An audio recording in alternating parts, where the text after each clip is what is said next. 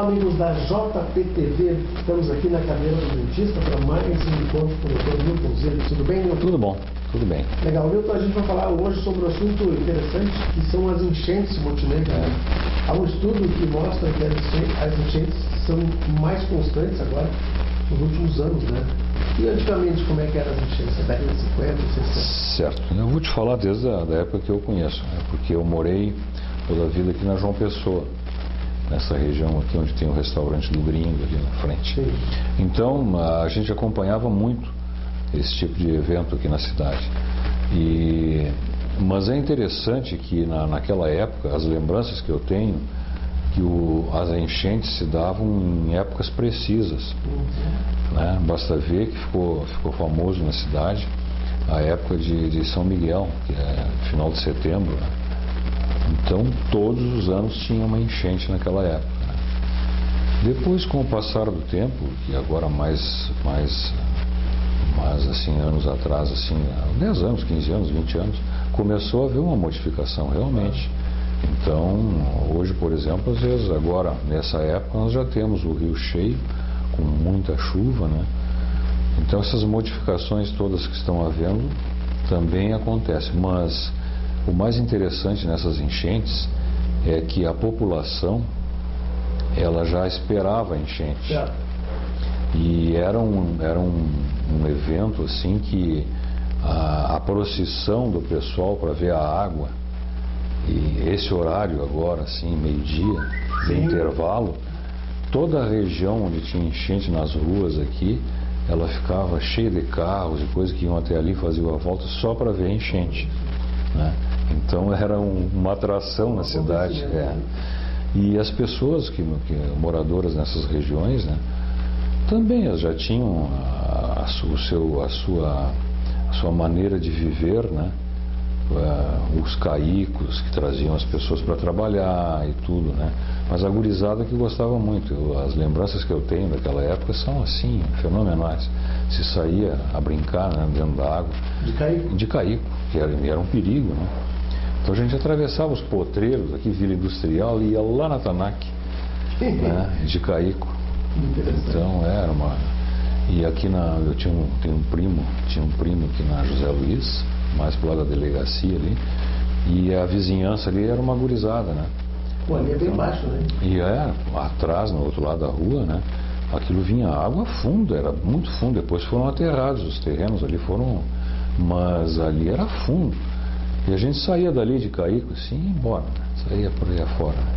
E então, basta ver que na cidade, por exemplo, nós tínhamos, até hoje ainda, o pessoal brinca muito, né? Muitos faziam brincadeiras, né, e tal, e aí o apelido ficava de abobado da enchente, né? Então a gente estava em qualquer lugar jogando futebol e acontecia uma coisa, o abobado da enchente, né? Por causa desse evento. Justamente. Então, mas também trazia muita tristeza, né?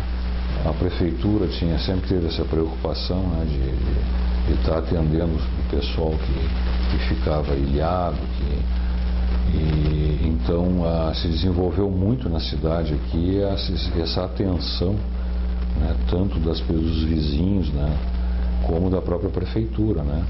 As entidades sociais também, né? E nós não tínhamos muita coisa, às vezes, por exemplo, ter um ginásio, uma coisa, não tinha, ia para a prefeitura, né?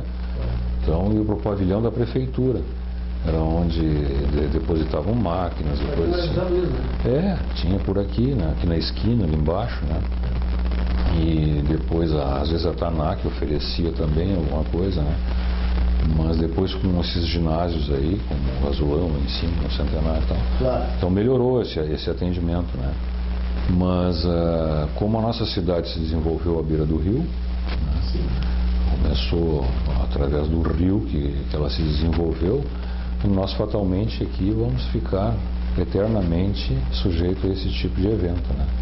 Que foi por muitos anos uma atração sempre, todos os anos na cidade, né? E não muda-se atualmente também, né? Muita gente passa. Realmente. Mas as pessoas são criticadas por estar passando na beira do rio e levantar um pouco mais o nível. O pessoal vai de carro. Né? Aqui, por exemplo, muitos estudos já foram feitos para ver se diminuía por exemplo, cortar essa curva do rio, né? Sim. Mas o que se sabe é que muito pouco vai diminuir o nível da enchente, né? Assim nós tínhamos aqui, eu tinha um amigo, o Osmar Mota, não sei se você conheceste ele. O Osmar Mota, ele era um autodidata e uma pessoa assim que tinha uma visão muito ao futuro, né? E ele desenvolveu um estudo porque começaram a falar em cortar a curva do rio.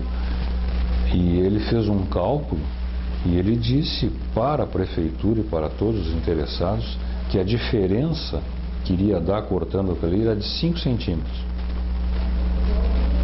E muitos nem acreditaram. E realmente, os últimos estudos que se sabem é que muito pouco vai diminuir cortando a curva do rio.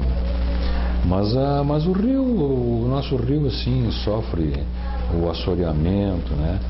Ele vai sendo depósito de resíduos. O pessoal não cuida, né? As margens dos rios, a vegetação é retirada, né? As próprias pessoas que exploram o leito do rio, retirando areia, né? Muitas vezes retiram muito por baixo no barranco. O rio acaba desbarrancando e aquelas árvores e aquela terra toda cai para dentro do leito do rio. Então a dragagem do rio era, antigamente, uma norma que se seguiam anualmente, ou às vezes de 2 em 2 anos, era feita a dragagem do rio, ou seja, a limpeza, né, para poder fluir melhor a água, né. Mas hoje, já com essas mudanças todas, assim, o desleixo das autoridades, né, a falta de dinheiro, o desvio do dinheiro, né, então nos traz vários problemas, né.